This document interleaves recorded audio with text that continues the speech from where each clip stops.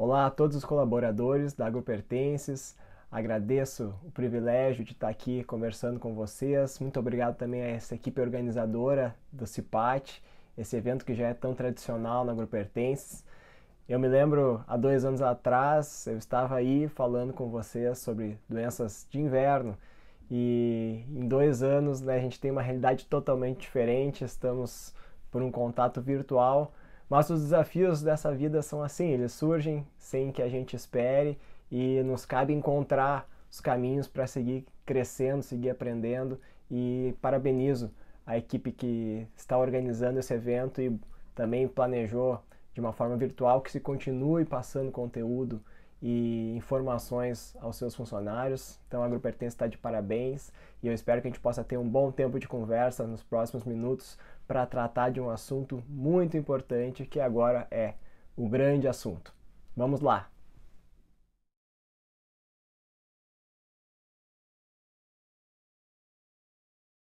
Covid-19, como seguir em frente? Esse é o assunto que nós vamos abordar hoje e é o assunto do momento. Essa foto com essa ponte indo no horizonte me chama muito a atenção porque é um pouco do que eu sinto nessa situação que a gente vive. A gente tem um caminho pela frente que é novo. Na história recente, nos últimos 100 anos, não vivemos nada parecido na nossa sociedade e agora estamos tendo que construir uma ponte para esse futuro totalmente diferente, inovador e cheio de medos, de receios, mas nós vamos ter que traçar esse caminho e é com responsabilidade, principalmente com valores sólidos sobre os quais nós vamos construir esse caminho e chegar do outro lado mais fortes. Então, essa apresentação é para trazer informações para que vocês também tomem conhecimento de mais alguns aspectos dessa situação no seu ambiente de trabalho, no Brasil e no mundo, para que a gente possa construir esse futuro juntos. Como vocês provavelmente sabem, já leram alguma coisa, e na China o pessoal tem alguns hábitos alimentares bem diferentes do nosso, né? E lá nessa região de Wuhan, que é uma região que tem cerca de 11 milhões de pessoas, é uma grande cidade, uma grande região da China, existem o que se chamam de mercados molhados. Tem algumas fotos ali acima com alguns animais exóticos que são expostos, né? São vendidos como a nossa feira aqui, porém com animais bem diferentes. E os chineses têm o hábito de consumo desses animais. Entre os animais que os chineses consomem está o morcego. E por que isso é importante nessa situação? Aqui abaixo a gente tem alguma foto de 4 coronavírus, que recebem esse nome por causa dessas raiazinhas em volta deles, que caracterizam uma coroa, né? Por isso esse nome de coronavírus. E especificamente o SARS-CoV-2, que é esse vírus que tem feito esse estrago na sociedade atualmente, ele é muito, muito semelhante com o coronavírus que infecta o morcego. Então se estima que essa transmissão iniciou de um morcego para um ser humano, possivelmente através do consumo de carne contaminada. Muitas vezes também são consumidas essas carnes na sua forma crua, sem cozimento, e isso também favorece essa transmissão. Os coronavírus, eles são velhos conhecidos nossos. Existem uma série deles, muitos deles sabidamente infectam animais e em seres humanos já foram identificados 7 coronavírus contaminantes. Né? Nós tivemos lá em 2002 a 2004 o SARS-CoV-1, que causou uma epidemia também, mas vejam só, naquela ocasião foram 800 mortes. Né? E agora o SARS-CoV-2, coronavírus tipo 2, ele está causando um problema bem maior para a gente. E tudo isso começou lá no final de 2019 na China, nessa região próxima a esse mercado molhado, mas houve uma demora, mesmo tendo sido comunicado à OMS de que um vírus desconhecido estava causando uma série de pneumonias, não se agiu instantaneamente para que se isolasse aquela situação e para que se comunicasse ao mundo do risco da pandemia que viria. Né?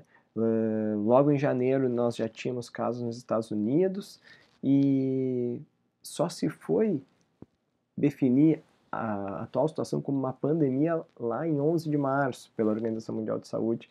Então esse risco internacional demorou um tempo para ser consolidado e certamente isso favoreceu com que o vírus circulasse por mais tempo, sem as devidas medidas de precaução. E como é que nós estamos no Brasil frente a isso?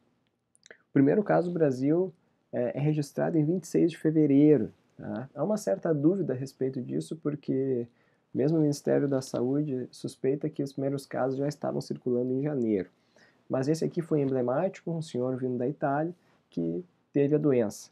E de lá para cá nós temos visto o crescimento importante da doença. Hoje nós temos mais de 700 mil casos e mais de 35 mil óbitos no Brasil. Então, realmente, em termos de saúde pública, um problema importante. E também na área econômica, um problema muito sério. A gente observou até o momento fechamentos de mais de 600 mil empresas, esses são dados do Sebrae, e 9 milhões de desempregados.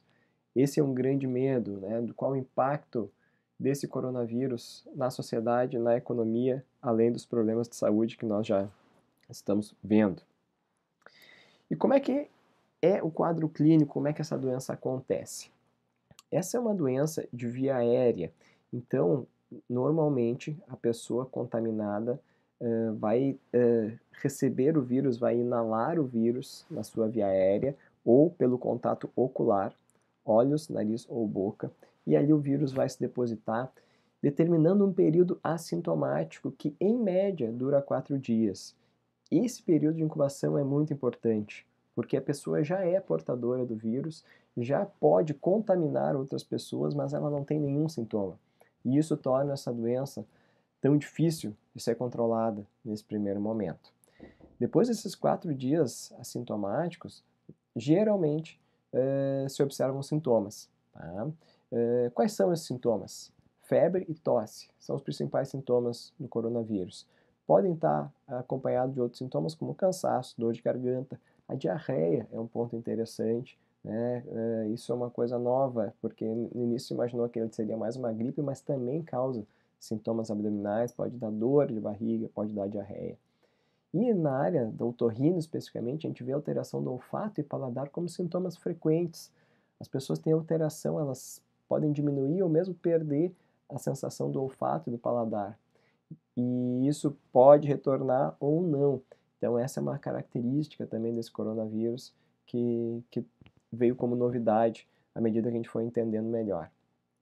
É importante entender que cerca de 80% das pessoas que tiverem o coronavírus, elas serão assintomáticas ou terão sintomas leves. Uma leve dorzinha de garganta, uma febrícula, algo com duração limitada, e ela nem vai se dar conta, provavelmente, que estava com coronavírus, exceto se fizer um teste, né, por curiosidade ou por algum motivo, e perceber que foi contaminada. Em relação à letalidade, o que significa letalidade? Letalidade significa qual a chance de morrer se contrair a doença. E no caso do coronavírus, ela é estimada em cerca de 1%. Possivelmente um pouco menos que isso, mas 1% é uma boa estimativa. Então, nós entendemos que 99% das pessoas que se contaminarem com o coronavírus vão sobreviver. E cerca de 80% delas não terão qualquer sintoma ou terão sintomas muito leves. Agora, entre as pessoas que têm um mau prognóstico, que vão a óbito, observa-se ao redor do mundo que 90% delas têm mais de 60 anos e 90% têm pelo menos uma doença associada. Então, realmente, o pessoal acima de 60 anos, e principalmente que tem doenças associadas, que doenças? Doenças crônicas, como diabetes, doenças cardíacas, pessoal que já teve infarto, que tem pressão alta, que tem uma incapacidade funcional, que tem limitação para fazer atividade física, já fica com falta de ar, né, por problema cardiovascular, pessoas com problemas respiratórios crônicos, bronquite, asma, pessoas com doenças renais crônicas. Esse tipo de doença aumenta o risco da pessoa ter complicações com o coronavírus. E, enfim, como é que ocorre a transmissão? Nesse aspecto é importante vocês conhecerem a diferença desses dois conceitos, que são as gotículas e os aerossóis. As gotículas são partículas maiores, geralmente envolta em saliva, em líquido, em secreções. E o coronavírus, ele é eliminado da nossa via aérea nessas gotículas. Qual é a característica dessas gotículas? Elas são pesadas. Elas não ficam flutuando no ar. À medida que elas saem, elas caem no chão numa determinada distância. Ao contrário dos aerosóis, como vocês veem a foto ao lado, que são partículas muito pequenas que ficam flutuando no ambiente por longo tempo. A transmissão do coronavírus se dá principalmente pelas gotículas, no dia a dia, na sociedade, nos contatos. A evidência de que o coronavírus possa estar em aerosóis tem sido observada apenas em ambientes específicos, como dentro dos hospitais, onde são feitos procedimentos cirúrgicos, com ventilação, com uso de aspiradores, e aí tu pode causar essa aerosolização do vírus, aumentando a chance de infecção. Mas no ambiente da sociedade, da casa, da empresa, a gente não observa essa aerosolização. A gente tem que se preocupar com as gotículas. Em relação às gotículas, entendendo esse conceito, vocês vão entender mais fácil esta questão do distanciamento, porque vejam bem, à medida que a gente conversa, algumas gotículas estão sendo eliminadas da nossa garganta. E essas gotículas, por serem pesadas, elas não viajam longas distâncias, elas vão cair no chão. E os estudos mostram que elas atingem no máximo 1,80 m a 2 metros. Por isso, esta regra do distanciamento de 2 metros para prevenção. Quando a gente tem situação como tosse ou espirro, aí sim a gente potencializa a velocidade dessas gotículas e podemos fazer com que elas viajem por distâncias maiores. Então, isso é importante e aí vem a teoria racional para nós usarmos máscara, porque aí nós vamos impedir que essas gotículas viajem distâncias maiores. Tá? É importante entender também que uma gotícula, quando a gente está falando, pode cair sobre a mesa, sobre um teclado de computador, sobre um telefone, e aí ela vai ficar viável algumas horas. Não tem se observado, ao longo dos estudos, que esse tipo de contaminação por objetos seja algo de fato muito importante, parece ter um papel secundário. Principalmente a transmissão pessoa a pessoa é o grande problema. Porém, é possível sim que a pessoa se contamine por meio de algum objeto, né? Seja um telefone, um teclado de computador, uma maçaneta, embora seja pouco provável. Por quê? Para isso acontecer, a pessoa teria que, por exemplo, tocar numa maçaneta onde alguém contaminado recém acabou de encostar com secreção, e essa pessoa que não está contaminada teria que encostar nessa maçaneta e após isso passar a mão no rosto, de forma que esse vírus que estava ali sairia da maçaneta para a sua mão, da sua mão para o rosto, e aí entraria via ocular ou via respiratória no organismo. Então percebam que o trajeto que o vírus tem que fazer para ser transmitido por um objeto, ele é muito longo e muito difícil. Então isso não é a rotina. O vírus se transmite, na sua maior parte, por transmissão direta de gotículas pessoa a pessoa, e esse é o grande cuidado. Nesse folder do Ministério da Saúde, a gente pode ver as orientações que funcionam, que são recomendadas, e a lavagem de mãos ou o uso do álcool gel nas mãos é uma medida muito efetiva. Tanto o sabão quanto o álcool gel, eles têm eficácia para eliminar o vírus da superfície das mãos, então é importante que a higiene das mãos seja reforçada nesse período. A questão de cobrir o nariz e a boca na tosse ou no espirro tem a ver com isso que nós acabamos de comentar, para que a gente impeça que essas gotículas viajem longas distâncias e possam contaminar outras pessoas.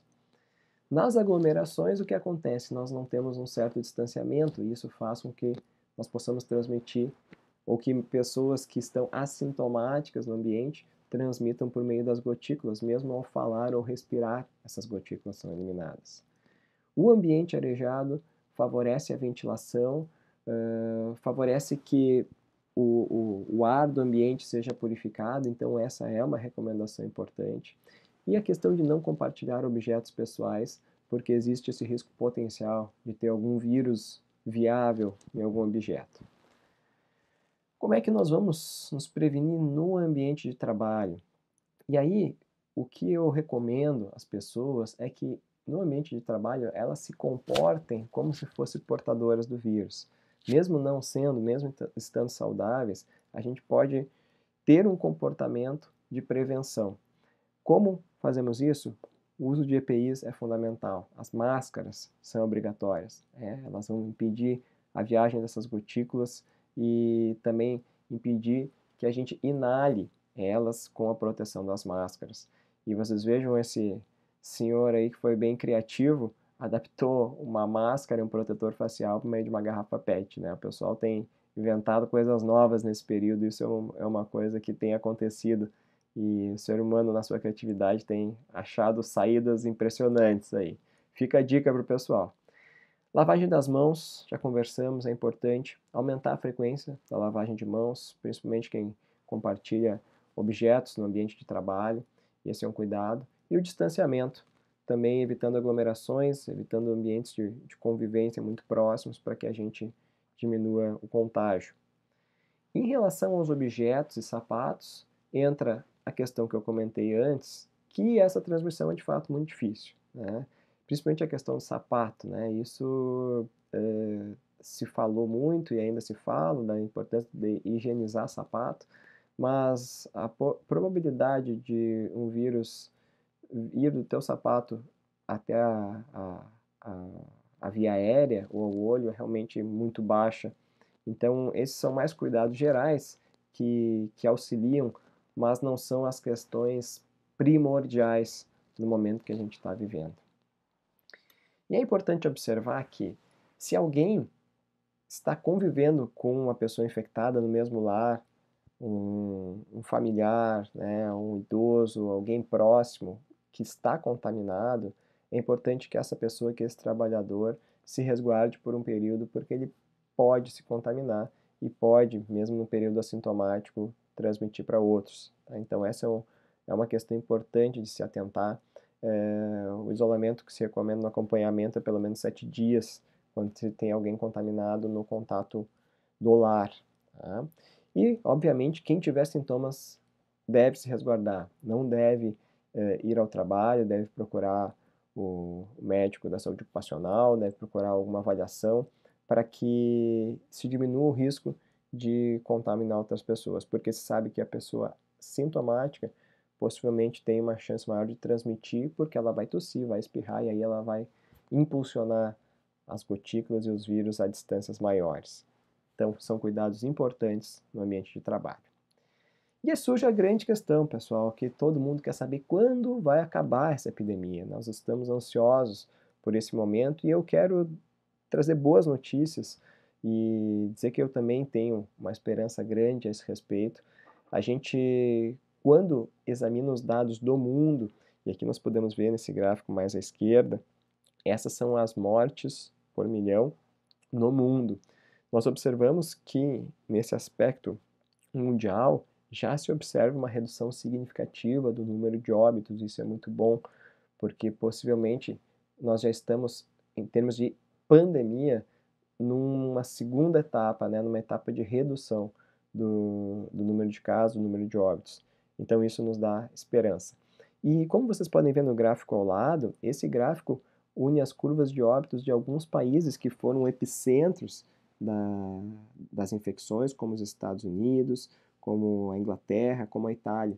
E vocês observam que nesses países a curva subiu muito rápido, ela fez um pico rapidamente em alguns dias e todos esses países já entraram numa decrescente e a maioria deles, né, nesse caso, já estão planejando a sua reabertura, retomando funcionamento de algumas estruturas que foram fechadas no período de lockdown, de isolamento. Eu quero chamar atenção porque, no caso do Brasil, que é a curva verde aqui nesse segundo gráfico, a gente vê que a nossa curva ela teve um crescimento mais lento. Provavelmente pela característica de circulação do vírus no nosso país e também pelas medidas de isolamento, realmente nós achatamos a curva. Mas provavelmente ao achatar a curva a gente prolonga um pouco mais o tempo de epidemia. A expectativa é que nós estejamos no pico da epidemia agora e em todos os países se vê uma duração aí de 13, 14 a 15 semanas de epidemia. Então é mais ou menos o tempo que nós vamos enfrentar, devemos ter ainda algumas semanas com uma situação de pico, né, mais alguns dias pelo menos, e depois devemos observar uma redução dos casos e dos óbitos, que nós estamos esperando muito por esse momento, né? E para animar a todos, eu quero compartilhar este vídeo aqui, que é de Paris, na França, né? Paris, a França como um todo, devido à diminuição do número de casos e de óbitos, eles aumentaram, né, diminuíram as restrições de isolamento, e tu vê que o pessoal aí já está nas ruas, está, né, em áreas, né, de varanda, enfim, dos bares e restaurantes ali, sem estar no ambiente fechado, mas já desfrutando num grau maior de normalidade, né? E é bom a gente ver isso porque a gente vai chegar lá também. Entre as questões que entram na questão de quando vai acabar a epidemia, tá? A gente tem o tema da vacina, e isso é aguardado com grande expectativa. Agora, o desenvolvimento e o estudo da segurança de vacinas é algo demorado, é algo delicado, principalmente porque essa é uma doença que mata muito pouco, né? Ela tem, na maior parte dos pacientes, sintomas leves ou mesmo assintomáticos, então a segurança da vacina tem que ser muito alta. Num primeiro estudo de testagem de vacinas, se observou 50% de febre nos pacientes, e isso já indica, né, uma segurança um pouco questionável da vacina. Então, ainda não se tem uma data, uma previsão para dizer quando vamos ter uma vacina disponível em nível mundial. E o tratamento, né, existem uma série de protocolos, o mais comentado no mundo é a hidroxicloroquina, azitromicina e o zinco, e foi interessante que na última semana um grande estudo que tinha advogado diversos efeitos adversos a essa combinação acabou sendo retirado de publicação, porque quando foi fazer uma certa auditoria nos dados, os autores não quiseram divulgar os dados da pesquisa e eles mesmos preferiram retirar essa publicação, então ela foi desconsiderada, um grande artigo, né, que tinha milhares de pacientes estudados e que justamente estava indicando que a cloroquina poderia trazer mais malefícios que benefícios. Então nós voltamos à etapa anterior e os estudos que têm mostrado bons resultados com essa combinação são aqueles em que se começa com a medicação num período bem inicial. A exemplo do que aconteceu lá em 2009, quando a gente teve a epidemia de gripe no Brasil e no mundo, surgiu a medicação, o Celtamivir, conhecido por Tamiflu, que era preconizado de ser usado nas primeiras 48, 72 horas, senão ele já não teria mais efeito. Ao que tudo indica, e a gente ainda vai ter estudos evidenciando isso, esse esquema de hidroxicloroquina, ele também funciona desta forma, porque ele precisa agir no começo do quadro, uma vez que a função principal e o efeito principal dessas drogas é impedir a replicação viral no organismo. Então, se a gente começa essa medicação num período tardio, depois de 5, 7, 10 dias de doença, nós já tivemos uma grande replicação viral e perdemos o tempo certo de iniciar. Sempre lembrando que é necessária a indicação ética, são medicações que têm contraindicação e precisam ter um médico responsável acompanhando, né, a indicação e depois o segmento do paciente. Também estamos chegando no inverno e como fica, né, o nosso frio, nosso clima úmido aqui, que todo ano a gente já sofre um pouquinho e algumas patologias como gripe, resfriado, sinusite, elas nos acompanham a tempo, tá? Nós vamos ter que ter cuidado redobrado. É possível, tá? Uma expectativa que com os cuidados de higiene aumentados, haja também uma redução desses outros problemas, tá? A grande questão que parece diferenciar estes outros problemas da atual pandemia, da atual Covid, é que a gripe, resfriados, rinites e sinusites, elas tendem a causar mais sintomas de congestão nasal, né? E na Covid, a congestão nasal não é característica, né? Normalmente o nariz é seco e a gente tem mais tosse e febre. E é importante estar atento. Nesse primeiro momento, mesmo sintomas que sugiram resfriado, mesmo o nariz congestionado, deve levantar uma suspeita e deve redobrar os cuidados nas pessoas para que elas não transmitam. Então vamos ter que estar atentos esse ano também a essas outras patologias, para que elas não causem consequências e para que a gente não as confunda com o próprio coronavírus, né, diminuindo a transmissão das mesmas. E na reta final aqui da nossa apresentação, eu queria compartilhar com vocês uma história que me inspira nessa atual pandemia, que é dessa jovem, Angelina Friedman, que tem 101 anos. Esta senhora nasceu em 1918 e naquela ocasião a sua família estava indo da Itália para os Estados Unidos, fugindo da gripe espanhola que estava dizimando a Europa, né, causando uma série de mortes e uma situação de muito medo também naquela situação.